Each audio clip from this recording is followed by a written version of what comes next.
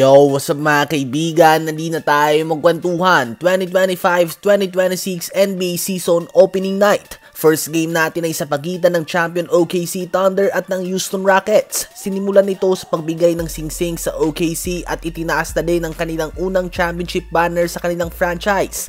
Out sa game na ito sila Jalen Williams para sa OKC at si Fred VanVleet naman para sa Houston Rockets.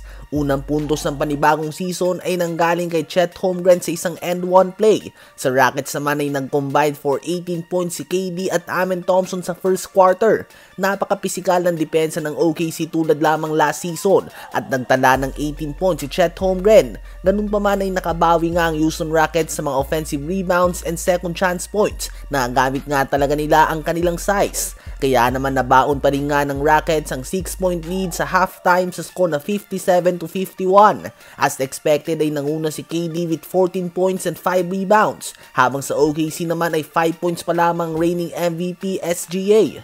Sa third quarter naman ay gumamit ang OKC ng 4 na 6'5" and below na players with Chet Holmgren, kaya naman tila ba walang nakikita si KD at tinitirahan niya lamang ito. Lumobo na sa double digits ang lamang ng Rockets. Ganun pa man, dahan-dahan ay binaba ng OKC ang lamang hanggang sa naging dikit na nga ang game na ito sa mga huling minuto. Kahit na nagiinit si Sengun, umabot pa nga ang game na ito sa overtime dahil sa mid-range jumper ni SGA. Naging controversial naman ang overtime dahil sa tie game nga ito sa last seconds at tumatawag si KD, Sengun at Jabari Smith Jr. ng timeout. Subalit wala na silang timeout, kaya naman dapat ay technical foul ito, subalit hindi ito tinawagan ng refs. Kaya naman umabot pa nga ang game na ito sa second overtime.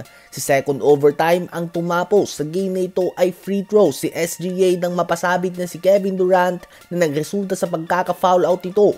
125-124, panalo ang champions OKC Thunder. Nanguna ang 35 points, 5 rebounds, 5 assists si SGA at 28 points, 7 rebounds si Chet Holmgren, habang 39 points, 11 rebounds, 7 assists naman si Sengun, 23 points, 9 rebounds si KD at 18 points, 4 rebounds and 5 assists si Amen Thompson. Sa second game naman natin ay Lakers laban sa Warriors. No LeBron para sa Lakers at kahit na may Al Horford na ang Warriors ay ang 6'6" Draymond Green pa rin nga nilagay nila bilang starting center.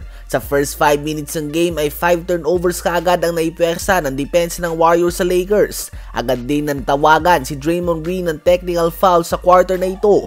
Magandang umpisa ng Warriors sa pangunan ni Jimmy Butler na gumawa ng 12 points sa first quarter.